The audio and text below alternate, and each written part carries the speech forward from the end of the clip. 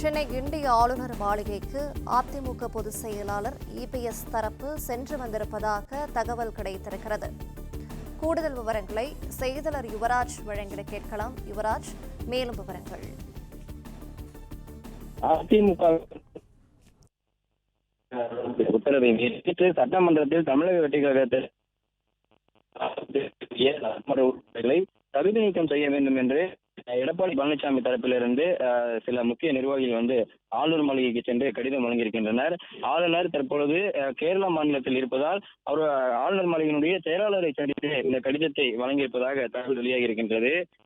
சென்னை பசுமை வழிச்சாலையில் காலை முதலாகவே எடப்பாடி பழனிசாமியுடன் முக்கிய நிர்வாகிகள் ஆலோசனை ஈடுபட்டு வந்தனர். Advocate Dalavai Sundaram, KP Munusamy, RB Udhayakumar, KC Karuppannan உள்ளிட்ட அதிமுகவினுடைய மூத்த முக்கிய உறுப்பினர்கள் காலையிலிருந்து எடப்பாடி பழனிசாமி அவர்களுடன் ஆலோசனையில் ஈடுபட்டனர். அதன் ஒரு பகுதியாகவே நேற்று சட்டப்பேரவைத் தலைவர் அவர்களை சந்தித்து 25 சட்டமன்ற உறுப்பினர்களையும் தகுதி நீக்கம் செய்ய வேண்டும் என்று கடிதம் கொடுக்கப்பட்டிருந்தது.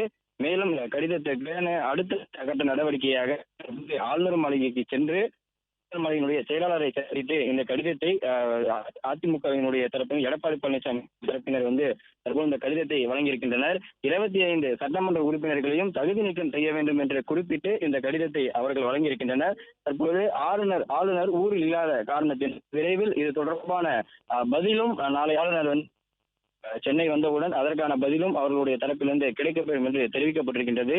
அந்த வகையில் தற்பொழுது 25 சட்டமன்ற உறுப்பினர்களையும் என்று ஆளுநர் மாளிகைக்கு நேரில் சென்று KC கருப்பண்ணன், தளவாய் சுந்தரம், அட்வொகேட் தற்பொழுது கடிதமானதை அளித்திருக்கின்றனர்.